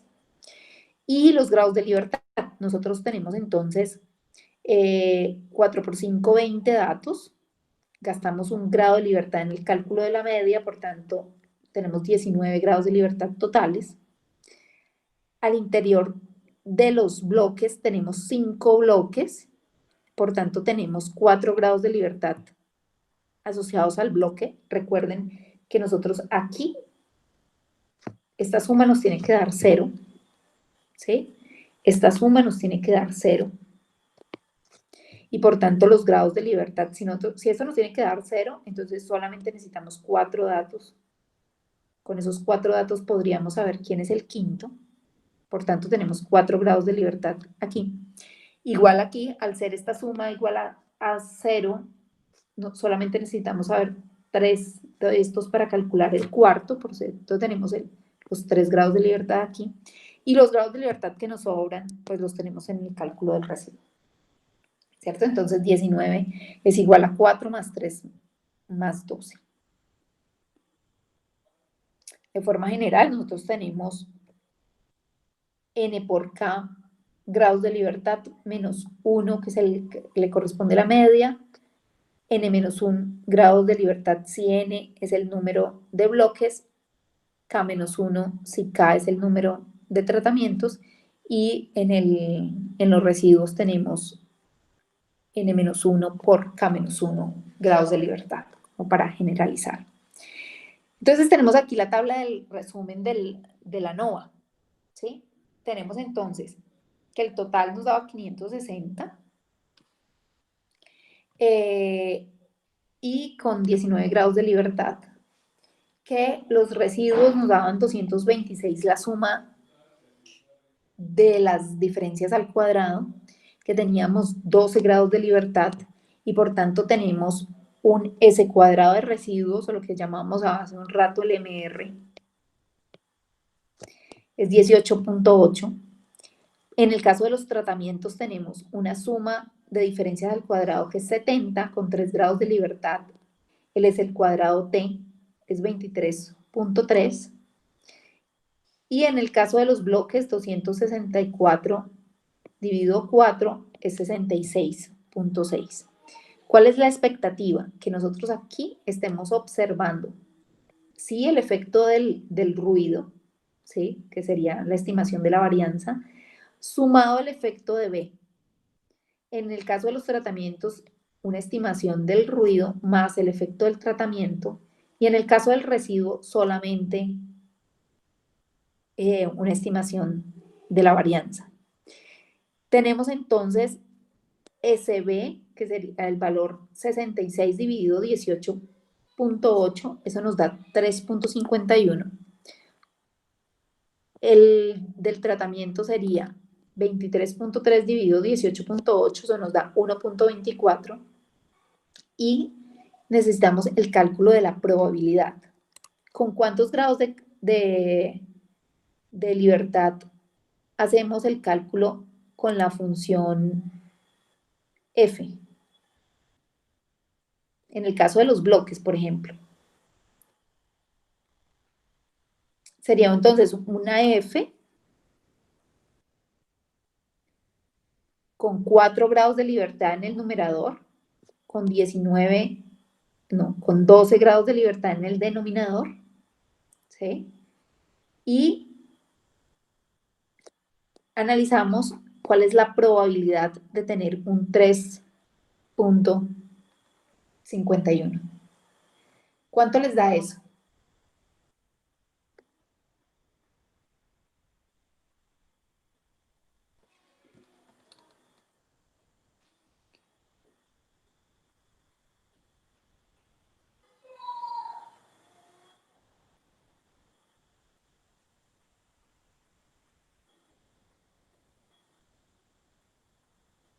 Muchachos, ¿siguen ahí? 0,04. 0.04, o sea, el 4%. ¿Qué quiere decir eso? ¿Cómo interpretas ese 4% que te dio?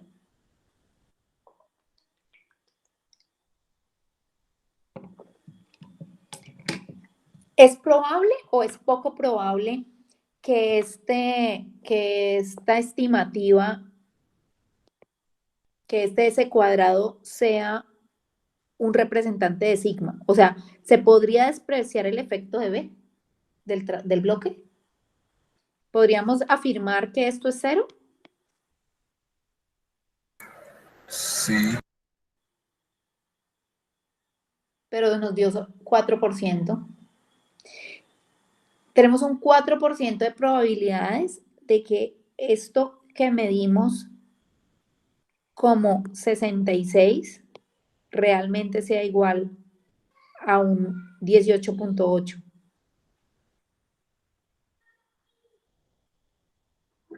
Es muy bajo. Es muy bajo, Sería. ¿cierto? ¿Qué quiere decir eso? Que efectivamente hay diferencias entre los bloques. Nosotros utilizamos como bloque las materias primas. Efectivamente, ese ingeniero que tenía la intuición de que las diferencias entre materias primas eran grandes, tenía razón.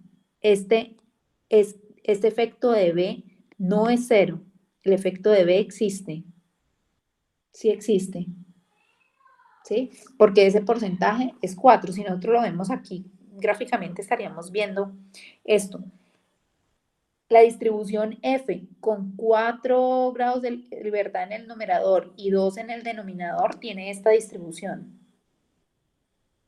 ¿Sí?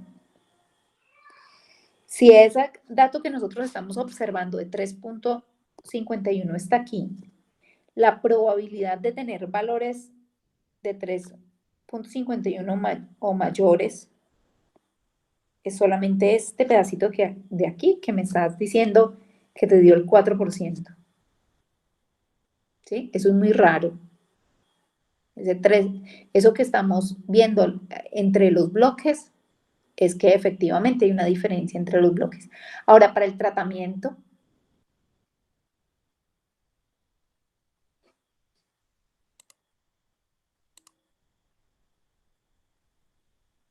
¿cuál es la probabilidad de tener un ST sobre CR mayor a 1.25, a 1.24, con 3 grados de libertad en el numerador y 2 en el denominador?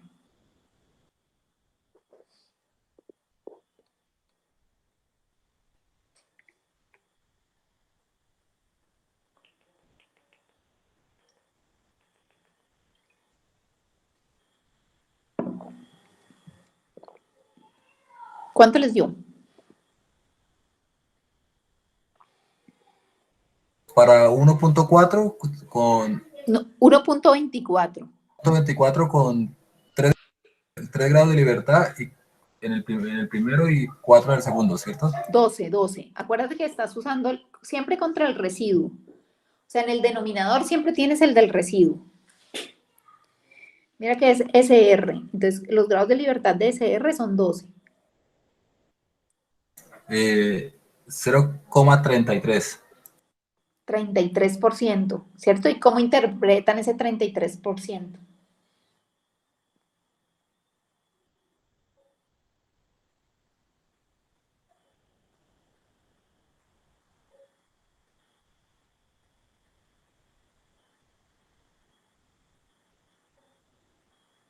Efectivamente hay diferencias entre los tratamientos.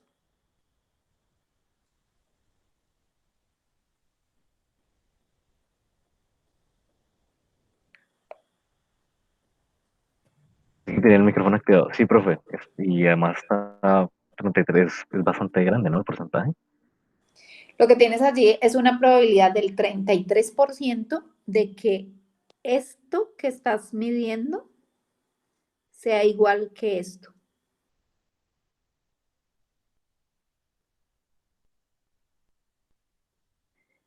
Estás viendo la posibilidad de que sacaste una muestra 1 y una muestra 2 y sean muy distintas en número, porque mira que 23.3 es un número muy distinto de 18.8, pero que en realidad sean una estimación de un sigma común.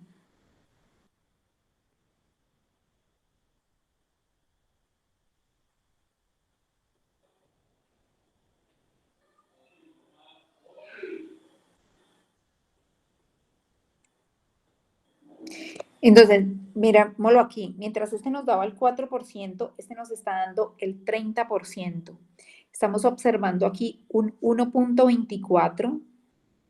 La probabilidad de tener valores mayores que 1.24 es del 33%, ¿cierto? ¿Qué quiere decir eso? Es muy probable que esas dos cantidades realmente sean las mismas y que el efecto de T realmente sea cero.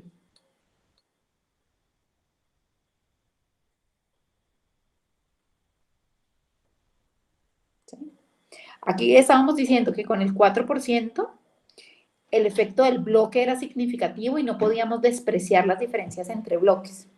Aquí con el 33% estamos diciendo que las diferencias entre tratamientos son, las diferencias que observamos entre los tratamientos realmente son producto del error, son producto del azar.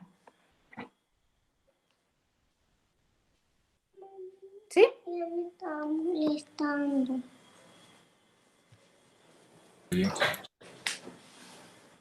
Bueno, no sé si ahí necesitamos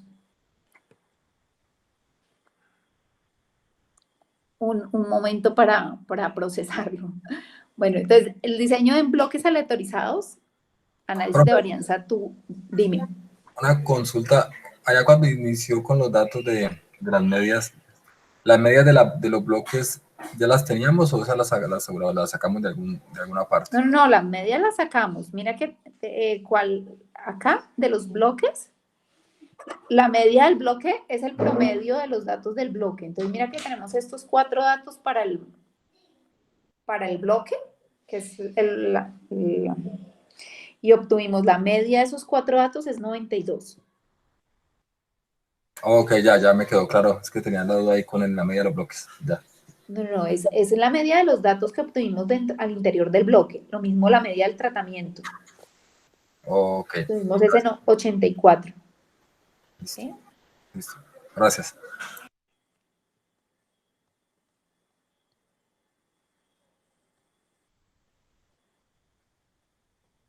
Entonces, conclusiones por la prueba F. La hipótesis de que las medias de los tratamientos son iguales es acreditada, ¿cierto? Los tratamientos nos dieron que son iguales. Las variaciones entre los tratamientos son atribuidas al error experimental. La probabilidad de tener un F mayor que 1.24 es del 33%. Ahora, la hipótesis de que el efecto de los bloques es nulo es desacreditada, ¿cierto? Nosotros tenemos variaciones entre los bloques, son atribuidas a reales diferencias entre la materia prima, porque la probabilidad de tener un F, que fue el valor que calculamos, mayor que 3.51, es solamente del 4%, y estamos utilizando como criterio de aceptación el 5, ¿cierto? Al ser menor que el 5%, entonces decimos que es muy baja esa probabilidad. Si lo viéramos gráficamente con un factor de escala, las desviaciones de los bloques tendrían una escala con los grados de libertad de R y los grados de libertad de B, ¿cierto? Que eran 12 para el residuo y 4 para el bloque, tendríamos una escala de raíz de 3. Y las desviaciones de los tratamientos tendríamos una escala de los grados de libertad del residuo en relación a los grados de libertad del tratamiento, sería raíz de 12 sobre raíz de 3, que esto es 2, ¿cierto? Los escalamos y ¿qué es lo que vamos a observar? Miren que aquí, cuando nosotros graficamos los residuos, los tenemos distribuidos alrededor de 0, con una distribución allí, que ahorita vamos a juzgar si es una buena distribución para esos residuos, pero cuando comparamos los tratamientos, las medias de los tratamientos, las diferencias entre la media del tratamiento y la media global, la vemos escalada con el 2, ¿sí? Vemos que se asemejan mucho a lo que estamos viendo en los residuos. Y en el caso de los bloques, no. En el caso de los bloques, cuando lo escalamos con raíz de 3, nos damos cuenta de que, miren que la materia prima 1 tiene un rendimiento muy por encima del usual. Y la materia prima 5 tiene un rendimiento menor. ¿Sí? Es un rendimiento menor que no es atribuible a lo que estamos viendo en relación a los residuos, no es casualidad. ¿Sí? Cuando lo vemos gráficamente podemos ver eso. ¿Qué ganamos aquí? Entonces, eliminar el efecto de los bloques hace que el proyecto sea más eficiente, ¿sí? El proyecto totalmente aleatorio incorporaría las diferencias entre los bloques al error experimental. ¿Qué quiere decir eso? Si nosotros tenemos grandes diferencias al interior del proceso que son atribuibles a una causa que nosotros conocemos, ¿sí? Dejar eso al azar es hinchar el residuo.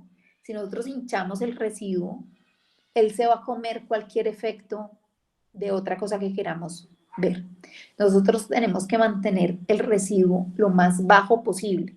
Si nosotros mantenemos el residuo lo más bajo posible, quiere decir que lo único que está afectando ahí la variabilidad son las cosas que están completamente fuera de nuestro control, pero todo lo demás está analizado o está bloqueado, ¿sí? Si el modelo aditivo es inadecuado, significa que existe una interacción entre bloques y tratamientos. ¿Cómo nos vamos a dar cuenta nosotros de si nuestro modelo es adecuado? O sea, si nuestro modelo lineal aditivo, estamos diciendo que cualquier observación es explicable por el efecto del tratamiento más el efecto del bloque más un error experimental.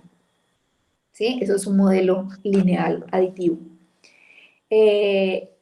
Si nuestro modelo no está funcionando bien, nosotros lo vamos a ver en el análisis de los residuos.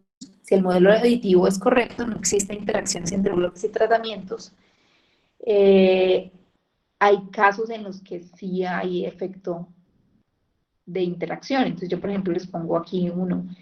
Si yo estoy analizando la medida del potencial de corrosión de un medio, o sea, si el medio es mi tratamiento y yo quiero ver el potencial corrosivo de una mezcla que contiene cloro con otra que tiene otra característica, por ejemplo, si el medio es el tratamiento, yo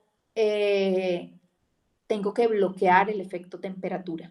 Si yo hago el análisis de corrosión de un material y dejo la temperatura al azar, pues la temperatura más alta va a generar más corrosión, temperaturas más bajas van a tender a una menor corrosión, ¿sí? Ahora, el efecto de la temperatura se ve con más énfasis en algunos medios. Hay unos medios en los que alterar la temperatura hacen que el potencial de corrosión se incremente muchísimo. Hay otros medios que no son tan sensibles al cambio de temperatura. Entonces, ese es como un ejemplo en el que podrían aparecer interacciones. Una impureza presente en la mezcla 3 envenena solamente el catalizador B. Por ejemplo, que haya una característica en una materia prima que a los tratamientos normales no les afecta, pero especialmente el catalizador B sí le afecta. Entonces, allí había una interacción entre la materia prima y el catalizador, ¿sí? Que se vería reflejado como una alteración en el modelo, ¿sí? ¿Cómo lo vamos a ver? Nosotros podríamos hacer una transformación en muchos casos para solucionar, y en otros casos no tendríamos cómo solucionarlo, ¿cierto? Un caso es que les pongo aquí es que la observación se pueda explicar no como la suma, sino como la multiplicación del efecto de los bloques y tratamientos.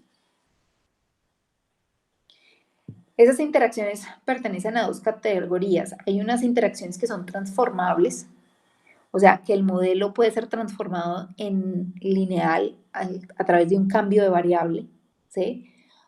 Hay otras en las que no puedo hacer nada. Por ejemplo, si nosotros tenemos un caso en el que tenemos una interacción de ese tipo, de tipo multiplicación, yo podría decir que voy a transformar eso en algo lineal utilizando la transformación logarítmica, ¿cierto? Si nosotros tenemos ese recurso de la transformación y volveríamos el problema lineal.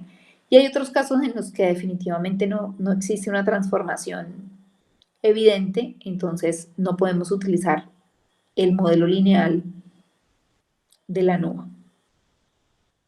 ¿Cómo vamos a saber si ese es nuestro caso? Vamos a hacer un análisis sobre los residuos. Entonces miren que estos son todos los residuos que teníamos en el problema. Los vamos a graficar aquí. Vamos a analizar los residuales por bloque. O sea, si al interior del bloque 1 esos residuales tienen un comportamiento extraño, ¿sí? Si hay datos anómalos, ¿sí? Completamente atípicos, lo vamos a hacer al interior del tratamiento, ¿sí? Mirando los residuos al interior del tratamiento para analizar si hay sesgos, ¿sí? Uno podría ver entonces que los residuos tienden a ser positivos o tienden a ser todos negativos, ¿cierto? Un sesgo allí. O puedo analizarlos de forma global. Analizarlos de forma global es simultáneamente todos los residuos, donde nosotros tenemos entonces la observación, ese es el dato, y el valor predicho por el modelo más el error, ¿sí? Entonces, este error, la diferencia entre lo que observé y lo predicho por el modelo es el error. Entonces, sí, es la definición de residuo. Entonces, por ejemplo, aquí lo grafico contra la media del tratamiento. Si eso se ve como una nube sin sesgo, es porque mi modelo lineal es bueno. Si se ven tipos de este tipo de comportamientos, es porque mi modelo lineal no aplica, ¿sí? Yo estoy viendo que los residuos se concentran y son mayores cuando la media toma cierto valor, ¿sí? Y aquí son muy bajos, ¿sí? Ese comportamiento me hace a mí intuir que yo necesito una transformación de variable. Ese es el caso, por ejemplo, de los análisis de los datos de fatiga.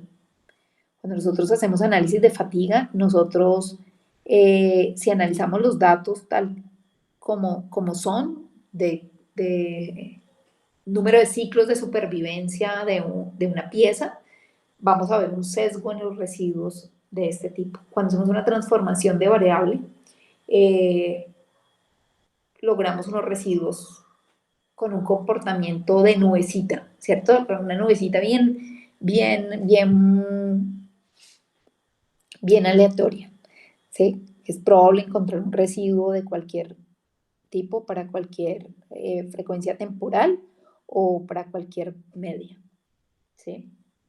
Este tipo también de sesgo es típico de la necesidad de una transformación de variable.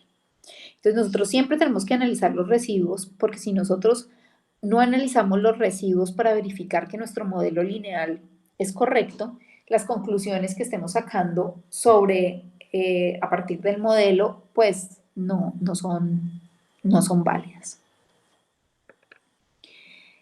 ¿Qué vamos a hacer la próxima clase?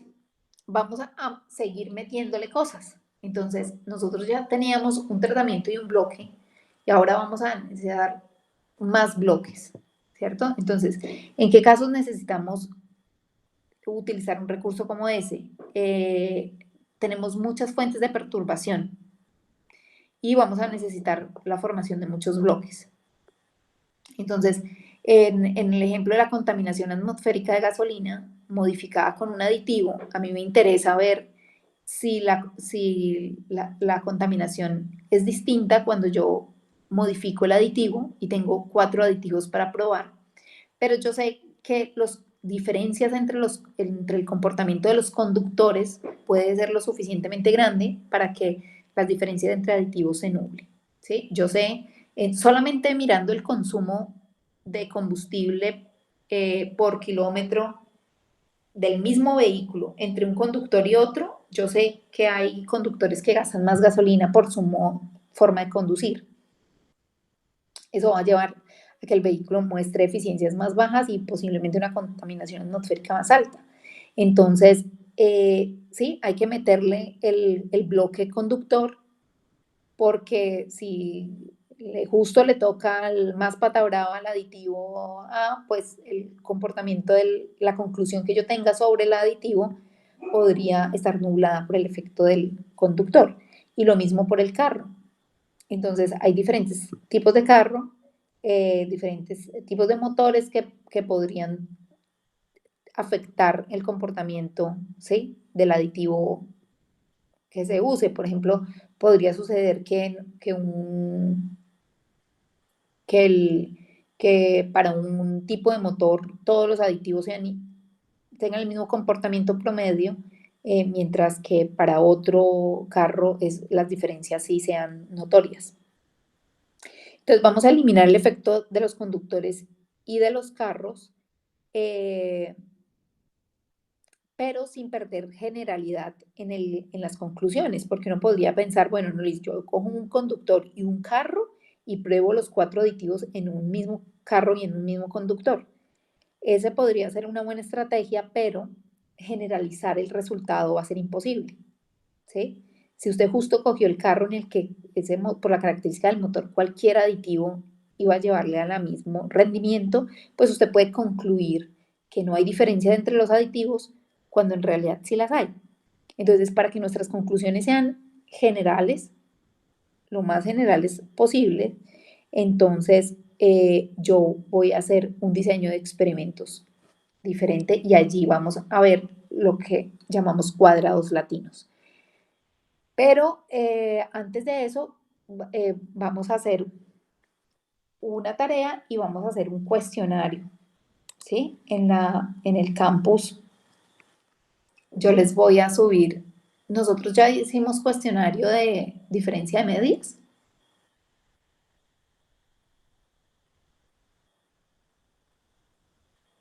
Nosotros solamente hemos hecho cuestionarios de fundamentos, ¿no? Sí, de diferencia de medios no, todavía no. Bueno, entonces vamos a hacer un cuestionario para evaluar diferencia de medias y le metemos ahí de una vez diferencia de varianzas, ¿sí? Para hacer en un solo o no. ¿Qué dice? Hacemos un cuestionario para diferencia de medias y intervalo de confianza y hacemos otro cuestionario para diferencia de varianzas y ANOVA. Ok. Bueno, entonces yo voy a trabajar en esos cuestionarios porque no los tengo creados y les subo al campus esos 2 cuestionarios para que los trabajemos.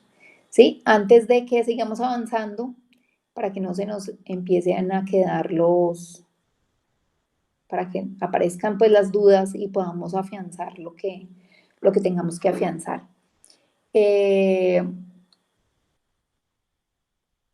Lo que vamos a hacer de ahora en adelante es básicamente montar modelos y evaluar modelos con una NOA. No vamos a hacer nada más. Mejor dicho, se nos acabó el curso.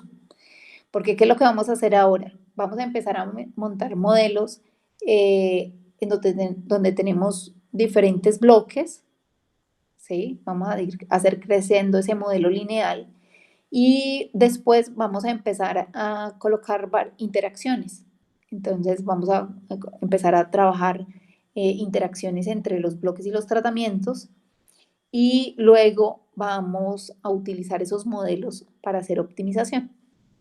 Entonces, yo quiero que ustedes analicen un problema, puede ser el mismo problema en el que obtuvieron estos primeros valores o otro, pero un problema en el cual vayamos a hacer uso de cualquiera de los métodos o de diseño de experimento que vamos a ver, que nos permita obtener datos, analizarlos y sacar conclusiones. Entonces, eso ustedes lo saben desde el primer día. Intentemos para la próxima semana tener aterrizada una idea, ¿sí?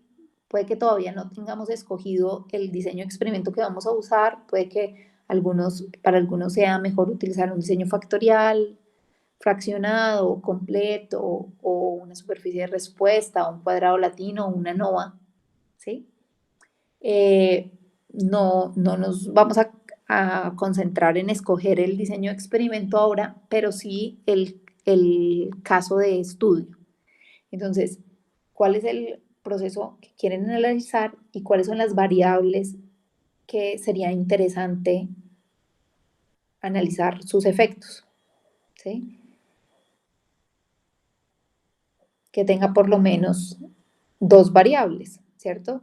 Una salida con por lo menos 2 variables, un tratamiento y un bloque. Sería como lo mínimo para que podamos hacer un análisis interesante. ¿Sí? Listo. Sí, sí, sí. Bueno, entonces muchachos, así quedamos. Yo les debo un poco de cosas, les debo una corrección de un quiz del quiz pasado y les debo ahora un cuestionario. ¿Listo? Profe, y cargar las dos, esta clase y la anterior. Hay los videos. Les debo entonces los videos y la retroalimentación de las 2 tareas. Mejor dicho, no. Estoy súper atrasada con ustedes. Pero yo me pongo al día, muchachos. ¿Listo? Listo, profe. Sí, profe. Bueno, que estén bien entonces. Cuídense mucho. Gracias, Hasta luego, profe. muchas gracias. Profe, Bueno, que estén bien.